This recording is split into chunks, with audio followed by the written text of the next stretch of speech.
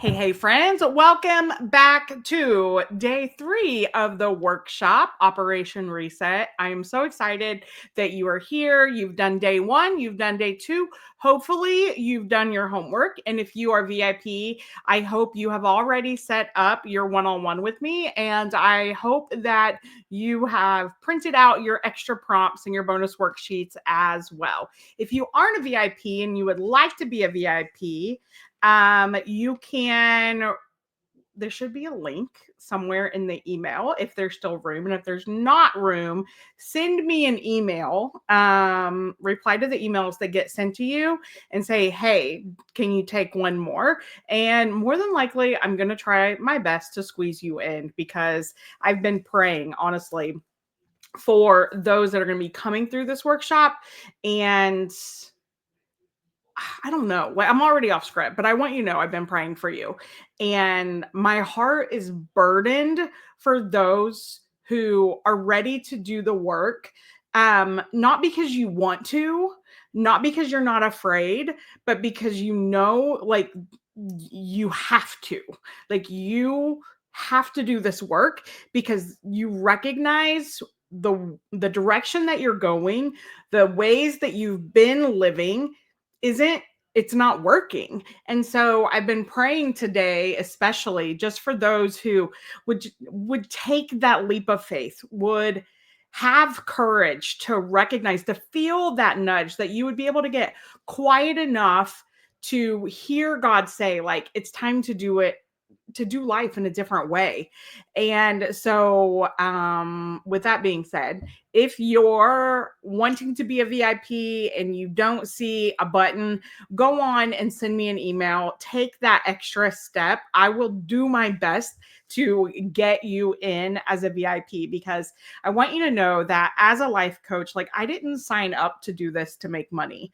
Honestly, when I did the vision part that I went through with you guys on one of the previous days, I asked myself, I could do anything in the world without money being an issue, what would I want to do? And I said, help women every day, all day, like no hesitation. I knew that's what I want to do. At the time, I didn't even know you could make money doing it. I just knew that's what I wanted to do. And what a good God we serve, that He would allow us to take the giftings that He's given us and it be the thing that we can do to make money, to have a livelihood, to be able to serve Him fully and give back and do all the things that we can do when we make money. So again, I want you to know, like, this is my passion.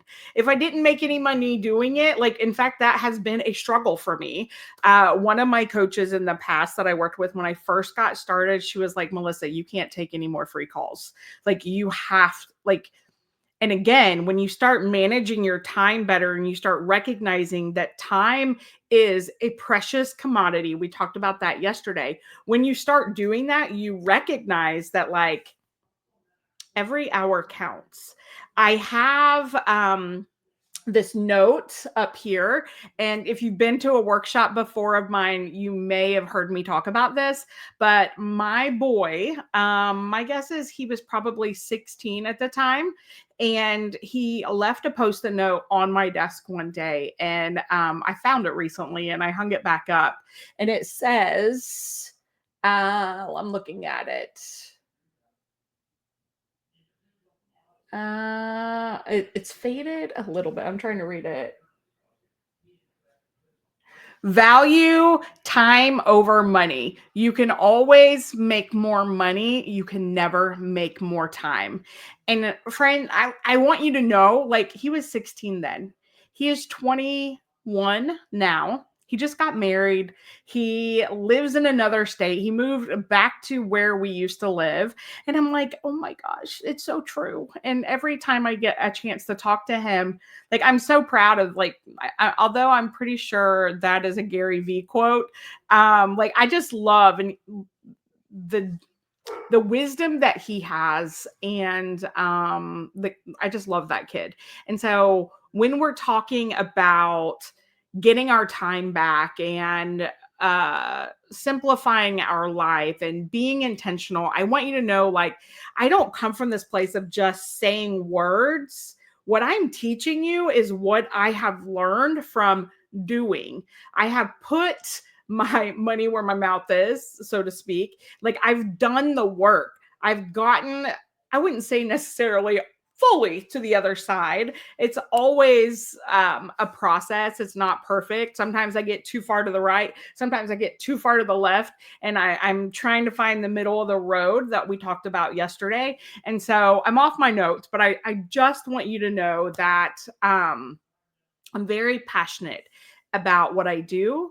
And I'm grateful for you to take time out of your busy day to lean in just a little bit and think that, to recognize that there's hope and there's possibilities beyond the life that you're currently living. I really do. Like, I know it sounds like a great gimmicky type of line to go from surviving to thriving, but truly, like, that's what I want for you. We are not meant to do life just existing. We are meant to truly live, and to truly and fully live, there is work that needs to be done. And so many of us are living on that hamster wheel. We're living life on autopilot. We've been in survival mode. And I just want to champion you and cheer you on as you continue to show up, to go further in your life and go beyond where you currently are. So kudos to you. All right. So now I'm going to pick up my notes because, as you know, I have ADHD and I will have lots of squirrel moments if I don't use my notes. And also, my hand hurts from handwriting these because sometimes you just got to have pen and paper. And so here's what day 3 is going to be about. It's about decluttering. And I know you might be quick to think, maybe you don't recognize the correlation between our time and our life and clutter, but I'm telling you, like, it's significant. All right. So we're going to talk about decluttering. When we think about a reset, especially when we're just coming out of a season of chaos with different holidays, or, and it doesn't matter when you're watching this. If you watch this, we just had Christmas, or you watch this and it's now summer break, or your kids are just going back into school, it doesn't matter. There is always chaos right around the corner. Am I right? Fun tip right here, off my notes, but I'm going to tell you this. So one thing that I hear from a lot of people that I coach is they're waiting to do something because they think that time's going to slow down and they're going to be more available to do it in, the next few weeks or the next few months. During the summer break, they'll be like, well, when school gets back in, when school's back in, they'll say, when summer gets here. Or in football season, they'll be like, when football season is over. But the truth is, there's another activity or something that's going to take that space that's going to be very similar to exactly where you are. So the best time to take action is now, right now, where your feet are in this moment. Do the work. Do not put it off. Do not procrastinate. We talked about time a lot yesterday, and recognize it. We may not have tomorrow. So today, it's all we got, right? And so we have to be where our feet are and do the work. And so also, if it's not chaos, again, maybe it's survival mode for you. But regardless, we got to look at more than just our schedules and our priorities. We have to look at our environment. Statistics show there is a direct correlation between our environment and our brain. An overwhelming brain more than likely has a very cluttered environment. A messy, this is what I wrote, I'm just going to read it. A messy and overwhelming environment will produce a messy and overwhelmed brain, or at least it will make it more likely. Like, you can look up, you can research, the statistics will prove this. So raise your hand if you have or currently struggle with what they call brain fog. Me? Anyone else? Brain fog is a real thing. And I thought for a long time I couldn't understand, like, just it was like it was muddy. When I tried to describe my brain, like it's not clear. It's just extremely foggy. And then I came up one day and was reading something and they talked about brain fog. I was like, that's a legit thing. I did not know that. I thought it was just me. And so I don't know about you, but I know for me, when like there are days when my house is really clean and there are days when my house is not. And have you ever experienced this is gonna sound crazy. Have you ever like experienced one of those days when your house is like extremely clean? It may be the day you moved in the house, I don't know, or the day you go. Like if you've ever taken a vacation and stayed in a really nice Airbnb or something, it's like, oh my gosh, it's perfect. There's no clutter. It's almost like you can hear the angels singing. And there's something like it does something to my brain that is like extremely positive. And so I want you to know that if you haven't experienced that, just trust me. Your brain will thank you when you have decluttered. Now, if you have issues with brain fog and your house is spotless and it's not cluttered and your countertops are all cleaned off, there's no appliances sitting out, and you don't have clothes on the floor or clothes laying on the bed, maybe there's some other things that need to be tackled, maybe like food you're eating or things like that. And so I'm not saying that if you declutter, your brain's going to automatically be the best that it could possibly be. I'm not saying that. But what I am saying is it will be better. You will be more productive. You will save money and you will save time when you declutter. Okay. So, as someone who spends a ton of time in her home, that would be me, I will tell you that I recognize it a lot. Like, I know how productive and efficient I can be when my house is clean. Nothing drives me crazy when I can't find my keys and my house is messy, because I can guarantee you that it only takes me 10 seconds to find my keys when my house is clean. True story. Lots of times. And the house that we currently live in, I'm not quite like, maybe it's because it's a little bit smaller, but the way the house is set up, little things really, really bother me. And I'm not quite sure if it's because I've already done this work and purged and decluttered and did all of that. And so now, like, I just recognize it more. But I want you to know that decluttering really does matter. And again, you're going to save time when looking for things, you're going to save money. You're going to have more focus. If you struggle with focus and you can't pay attention to anything, I would say your environment has a lot to do with it. I will say also that there are some of you that maybe you have a shared space, and maybe there's someone in your life that their opinions are different from yours. And so they're not willing to part with things, or maybe, whether like I'm really thinking of like spouses that just can't get on board with getting rid of things. That's hard. That really is hard. I know my stepdad was sort of like that. And my mom, he would get mad when she touched anything, and she always hated to clean when he was around. And I know how hard that can be. I don't really have any answers except for try to carve out a space that can be just for you. And then another one for you would be just to pray. Just pray that God would speak to them and like encourage them to be on your side and see how important it is to you. Also, children.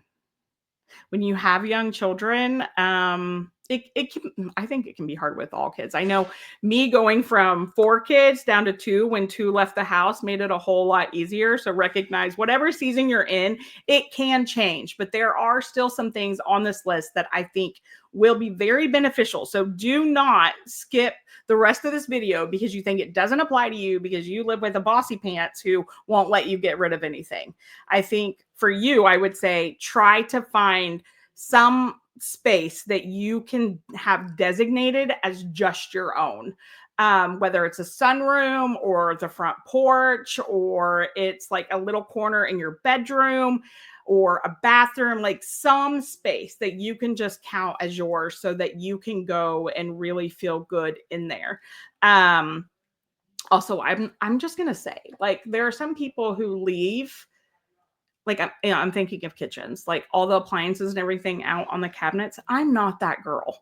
And in fact, it overwhelms me and makes me extremely anxious when, even when I have family come over, like for holidays and stuff, and they put their stuff on the counters. Like, I have to, like, God really is trying to help me be more hospitable in that area because they want to help. And I'm like, just leave me alone. So, anyways, the struggle's real on all sides. The goal isn't to be too far to the right or too far to the left. The goal is to be somewhere in the middle. Okay. So I do have 10 decluttering tips for you that I want to share that I do believe these will be extremely valuable. And I have a couple book suggestions as well that I can't recommend these enough. Okay. So tip number 1, stop bringing things into your home when possible. I specifically want to take a minute to talk to those who love to shop. Okay. So some of you have a shopping problem. And if you're wanting to declutter, you have to stop bringing things inside the house. You have to stop shopping. And one thing I would just really challenge you to do is to journal around why you're shopping. I know myself, I personally like really struggled with this in the past. I would use shopping as a coping mechanism when I was really stressed out. It helped me to avoid my current reality. It was like escaping and living like my real life isn't an issue. So it's like, I'm going to work on, like, I'm going to buy all this stuff to decorate a room in my house. When, you know, Sometimes I didn't even have the money to do it. And so I really want to challenge you now. I do find it, I will tell you, a decorated house, lighting, like for me, I'm really like, I cannot, my husband knows, and we've moved a lot. I cannot live in a house that does not have a lot of natural light. The house I live in currently could have more natural light. I always have to have the lights on, and it drives my husband crazy. But like, I'm telling you, and I don't know if that's just a depression thing. Um, I know I have family members who struggle with depression, and they always keep it really dark. I don't personally believe that helps their depression. I think it sustains their depression instead of helping them overcome it. So again, I'm off track, but I want you to going back to the shopping thing, really pay attention to why you are shopping. What is it that's making you, like, first of all, I'm pretty sure it's like a dopamine hit for when you're buying things, right? And so, and again, that avoiding your current reality.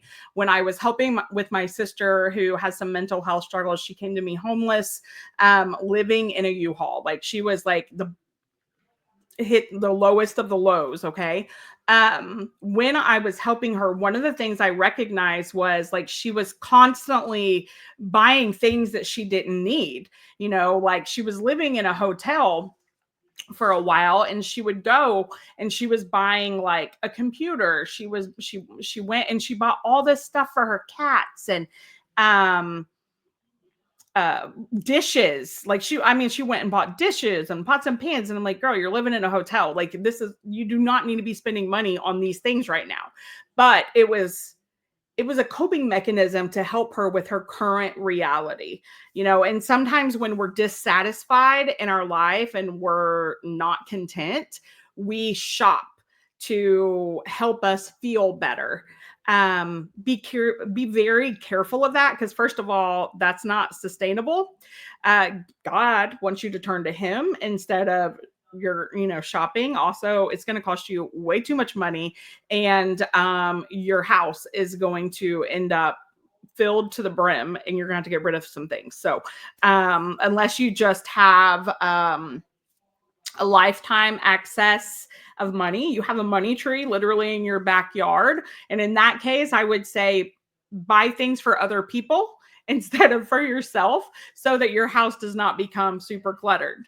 All right. Also, so anything you bring in the house, you should remove something from your house. That's a great tip.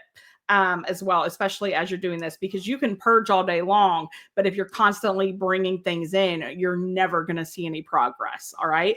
So, number two, if you don't use it, lose it. All right. Just get rid of it. I'm not talking about family heirlooms and those things that are extremely important to you. I'm talking about excess. I'm talking about clothes that don't fit, the socks that you have in a big bin that you keep saying you're going to make, but it's been 10 years and those socks probably wouldn't even fit anymore. I'm talking about the Tupperware that's missing the lids. I'm talking about the cracked mug in the cabinet that you always skip past when you go to get a cup. You know what I'm talking about, right? Do you ever go into your kitchen to get out a cup and you move past the one that's the closest to you because you don't like it? Like, you always ignore. I'm like, nah, I don't want that one. You go to the ones you really want. Why are we keeping the ones that we don't want? Why are we keeping that stuff? Sometimes it's, for me, I love makeup. So, there for a while, I would buy a ton of makeup. And I mean, might have been a slight problem. But again, why was I shopping? Why was I doing that? I was getting a fix. It really was like an addiction, that dopamine hit that I was craving as I was struggling with depression and anxiety and all of that. And so I would try, which I am really bad. Like, I love to try different mascaras, okay? Because I still have yet to find one that I absolutely love. The one I have now is the best that I have found, and it's $10. Reach out to me and I will share it with you. It's $10. You can get it at Ulta and Target. It's the only two places I have found. But I go through this thing every once in a while. If I see one and if someone says they like it, I will buy it and I will try it. And if I don't like it, I would just leave it in my makeup bag. Why am I keeping it if I don't like it? I'm never going to use it. I don't like it. I know for a while, like, one that stands out to me, everyone was like raving about the Essence brand mascara, and I hate it. I bought it. It came in a set of 3. I really wanted to love it. I hate it. I will never use it. Why was I keeping it? I eventually had to make a decision. I can give it to my daughter or I can throw it away, but it's just taking up space and getting in my way. So, whatever those things are, whether it's a hair product you bought and you don't like, I know some of you may do a good job and return the things. I'm the girl that will never return it. So, I'm either going to throw it in the trash or I'm going to give it to a friend, or it's just going to sit there. And so, be okay throwing it in the trash if you're not going to use it. Okay. So if you don't use it, lose it. If it's questionable, if you're like, I don't know, I haven't used this for a long time, but I'm just not ready to get rid of it yet. Put it in a container with like labeled question mark, check back in a year with the date, and then next year you get that out and you look through it and you're like, okay, am I still questioning it? If I'm still questioning it, do I need to keep it or can I get rid of it? Half the stuff in the I think I should keep will probably, then you'll be like, I didn't use it, didn't even think about it. You'll get rid of it. Now, there are some things that you will want to keep. I know for me personally, here's an example. My carving knife. I have an electric knife that I use at Thanksgiving. And I've had it since I got married, I think. So 26 years, I believe, I've had this carving knife. And I only use it like once a year. And if I don't host it, I don't host the holiday or we do something different, I'm not going to use it. But I'm still like, I'm not going to get rid of that because I do use it. You know what I'm saying? So use common sense here. But again, if you don't use it, lose it. Number three, everything in your space should be assigned a home. When it comes to tidying up, most giant piles or the rooms where you don't want to open the door when guests come, those rooms become full of things that never were assigned a home. If you take time to figure out where it should go, it will serve you because it will be easy because you know where it goes. And this is one of the things in my like being intentional. I started doing this and was like, okay, I need to assign it a home. Where can this go? And it takes time. Sometimes it's not going to be perfect. Um, you're gonna have to change it a little bit. But if you can start assigning it a home, and if it doesn't have a home, think about where you might best utilize it. Like example, my steamer. Some people be like, I don't know, where would you put the steamer? Well, for me, automatically, I'm like, well, I'd put the steamer in the laundry room. Um, if that's where you would steam your clothes. Now, in one of my houses, I actually didn't keep the steamer in the laundry room because I didn't have a big laundry room and it was in the hallway. So I actually kept the steamer in the bathroom because that's where I always steamed my clothes. And so that's a great example of putting, like assigning it a home. We had a ton of school supplies. And I remember thinking, oh my gosh, like there are so many school supplies. So I actually went and bought, this is when I realized like buying something sometimes is necessary. I went and bought like one of those plastic drawer sets and stuck all the school supplies in those plastic drawers and kept that. At the time we had added on to our house. So we had like this giant dream laundry room that had like, it was like slash craft room. It was huge. So I kept it in there. So any school supplies or like maybe we're painting or something, we would do it in that room. So we would keep that stuff in that room. But think about what makes sense to you. Okay. Like your Halloween decorations, keep them all with Halloween things. Your Christmas decorations, keep them all with Christmas decorations. You know what I'm saying? Okay. So um, when it comes to this assignment, I want you to know slow and steady wins the race. Progress. We just want progress, not perfection. It's going to be messy. It's going to take time. When you're going to start, you basically are like retraining your brain. Okay. So, like, when you see something that's constantly out and you'll start catching, like, I don't know where to put this. So I'm just going to put it here. And it's like, well, why am I putting it here? Where does it actually go? And then assign it a home. And sometimes you might have like maybe a basket where unhomed things go. And so at the end of the week, you would have to decide, I need to assign these homes so I can empty this basket. But you don't want to have like 15 baskets that then basically is like an entire room. You know what I'm saying? Okay. So, and again, this is what living on purpose and being intentional is. Instead of being in reaction mode, stuffing things in closets at the last minute and always putting out fires. Also, I want you to recognize the connection and the correlation for those of us who are flying by the seat of our pants and we're stuffing things in drawers at the last second before company comes over, or we are putting it in the room and pretending that, like that, you just know that the room that nobody goes into and you don't dare open the room. For a long time, that was my master bedroom.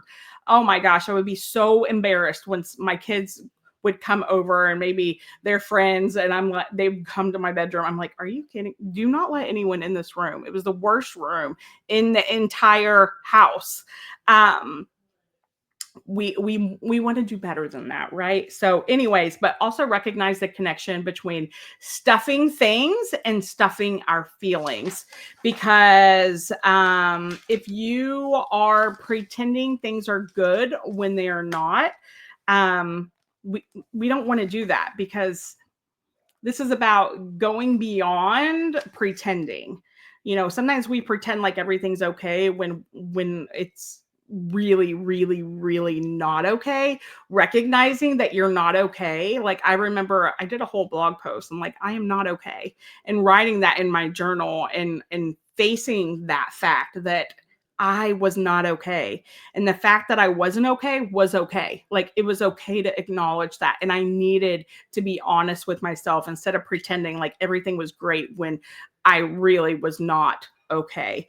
Our first step when it comes to stuffing is to take care of our physical clutter. A second step would be our emotional clutter. And friend, I just want you to know that God wants to help you in this. He wants to heal you, restore you. And when we can let go of that emotional clutter, that is what, like, when we can be like, here you go, God, take this. I don't want to carry it anymore.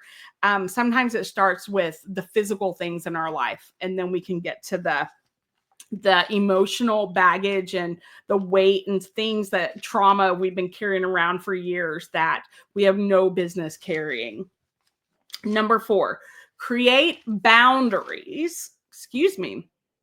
Create boundaries for your belongings.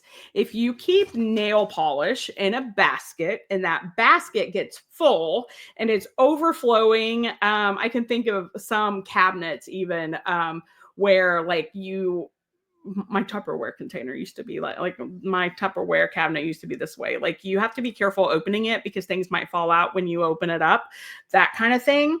That means that there's a problem that needs fixed.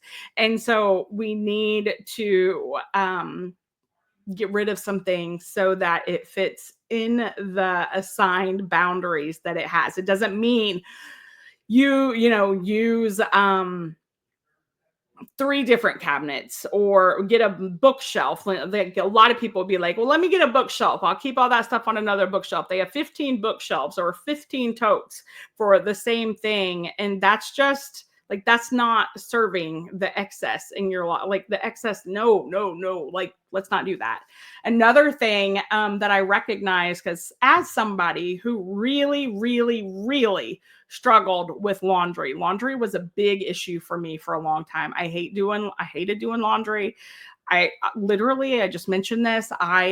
We added on to our house to expand and make a bigger laundry room that had 2 sets of washer and dryers, and it looked like a freaking laundromat. That's how much I hated to do laundry. That doesn't mean that I did it any faster. I just had a place to store all the dirty clothes or all the clean clothes that I didn't want to put away. So I would have all of the dirty clothes on the floor, and this whole cabinet that was like literally the longer than this room, that those cabinets full of clean clothes, because I hated to do laundry, but I also hated to put them away. Do you know why I hated to put laundry away? Because it never fit. I didn't know where to put it.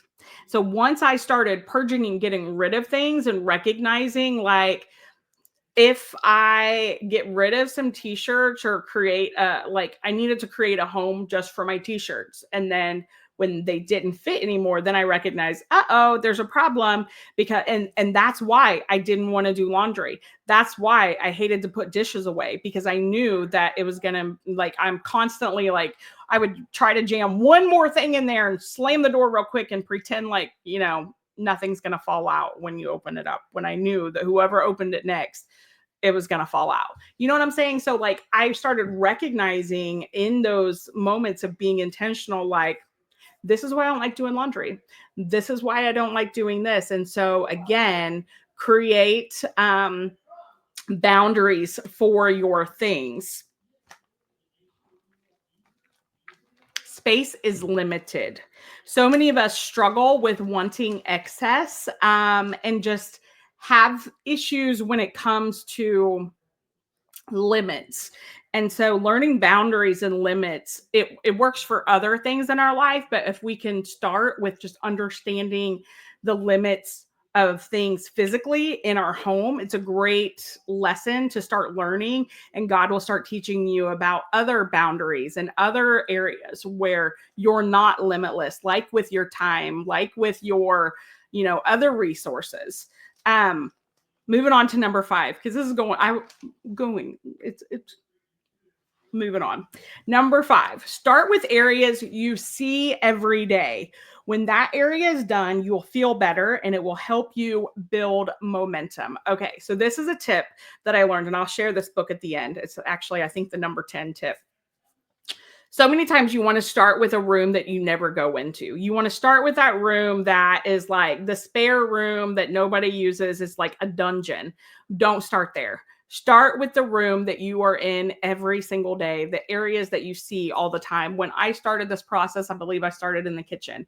I started with the Tupperware or the cups or the silverware or, like the spatulas or whatever, and just do a little bit at a time.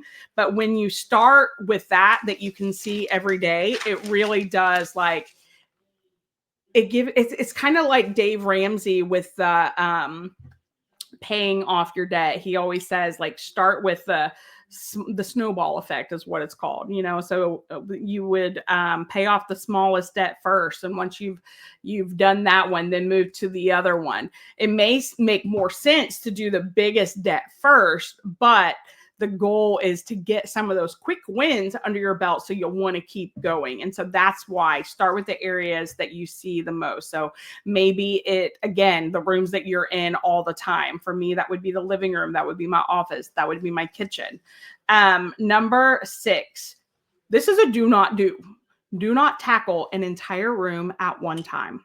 Start small, one drawer at a time. If not, you will end up in way too big of a mess and you will regret your choices. Ask me how I know this. I can't tell you how many times I've done this. Like, I thought, oh, I'm going to do my closet. I have all day. And literally it took me all day. And about halfway in, when my entire closet was in my bathroom, and my whole bedroom was destroyed, I realized that was not a good decision. Just do a little bit at a time. Number 7, set a timer and make it fun. Race against the clock for 30 minutes and just see what you can get accomplished, especially in the very, very beginning. Number 8, do not plan on selling it one day unless you plan on selling it within the week. Like, you literally need to be putting it on Marketplace like the same day or that week, or having a yard sale within a week. Excuse me, hold on. I'm doing a ton of talking. What was I saying? Yeah. So if you think, because I've done it, there went my timer. If you think that, oh, like, I paid such and such, like, this much money for this, I know I can sell this, you're gonna be tempted to keep it for that day that you have a yard sale. Well, if you don't have one scheduled currently, or you can't have one in the next week, no, because that's just your brain stalling, and it doesn't matter how much the item costs. Your mental health matters more. And so just know that, all right? So, no matter how much it costs, donate or trash. Those are the options. Now, when you get further down the road, because you're not going to only declutter and purge one time, this is a process. Like, I've done it multiple times, and I've only lived in this house for a year. I purged when I moved to Kentucky from South Carolina.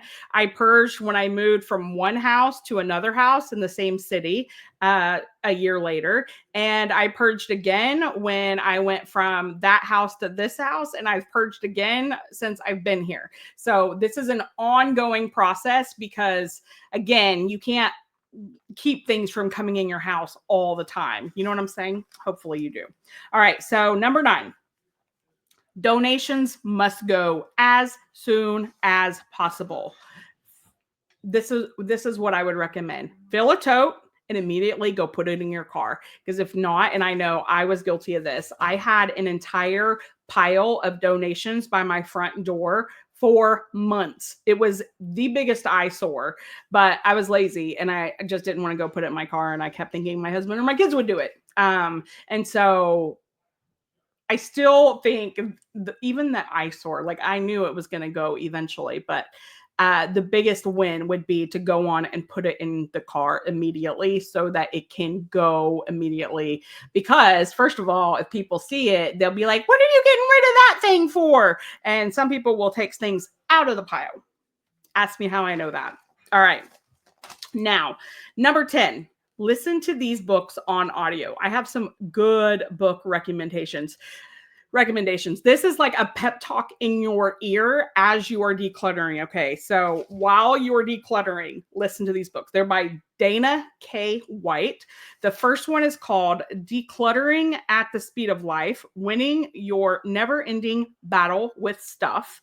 And the second book is How to Manage Your Home Without Losing Your Mind.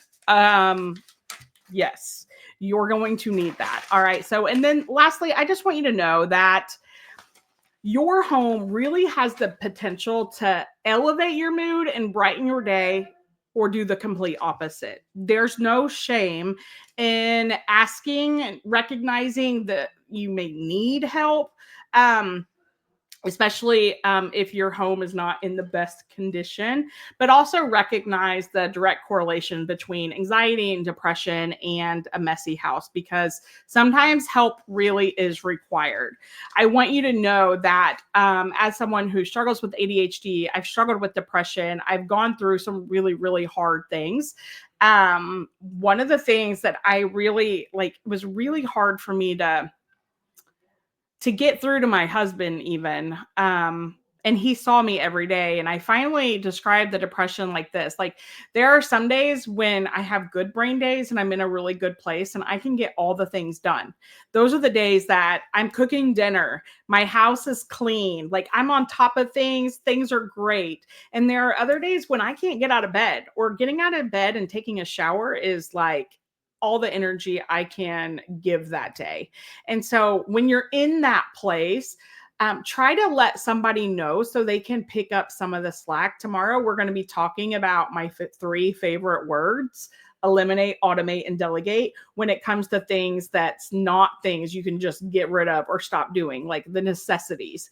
And so I want you to know that sometimes you need help. Also, I know that I've had several coaching clients, and it may seem silly, but you have to start somewhere. I've had several one-on-one clients that they will work with me with different goals, because that I'm like, we'll have different goals and they're not all about decluttering, but a lot of times one of them is related to their environment in their home. And so, maybe it's a room you want to declutter or you want to make over or something like that. I can help you build a plan for that. I can help you create a task list for it. I will hold you accountable to make sure you get it done. I've been like, and there's a thing, I feel like it's called something about a shadow, but basically, and it's kind of, have you ever wanted to like clean a room and you just wish someone could come and keep you company while you do it? It's kind of like that. So I've done that for some coaching clients as well when it comes to decluttering. Some people just need someone to talk them through it, like I've had some where they will just put me in the corner on video, and then like I talk to them as they do it. And sometimes they'll hesitate and be like, I don't know, what should I do? Should I keep this? Should I not keep it? And then I can help ask them questions that'll help them come to the decision on their own. I know sometimes it's hard to get rid of things. And for some of us, it's hard to keep things. And there's a good balance. You don't want to get rid of everything, because some things you may really need, like I keep things that are important to me, but it's also important to recognize why I want to keep them. And so I just want to let you know that sometimes it helps to have someone to talk to, and let you know that tomorrow is going to be really good. Originally, today and tomorrow was combined, and I like when I wrote this out, I was like, yeah, this is not. Um, Tomorrow is all like I had to separate it. And so I'm super excited for tomorrow when I teach you those three words and what it really means when it comes to the things that you must do in your life or you feel you should do in your life, whether it's like volunteering or cooking dinner or, it's the things that aren't obvious because some things are obvious, right? You're not supposed to be scrolling on the phone, but what about the rest of your list? And so, again, it will be a really good day. So don't forget to come back for day 4. In the meantime, make sure you download your worksheets, and VIP members, those of you who upgraded to VIP, be on the lookout. I'm going to reach out to you for accountability, but make sure you have your call scheduled with me. If you haven't yet, get on that. And then also your bonus worksheets. I hope you love them. I put a lot of time and energy in making this perfect for you. So, again, that's it for day 3. I hope you really take some of this advice and get to work.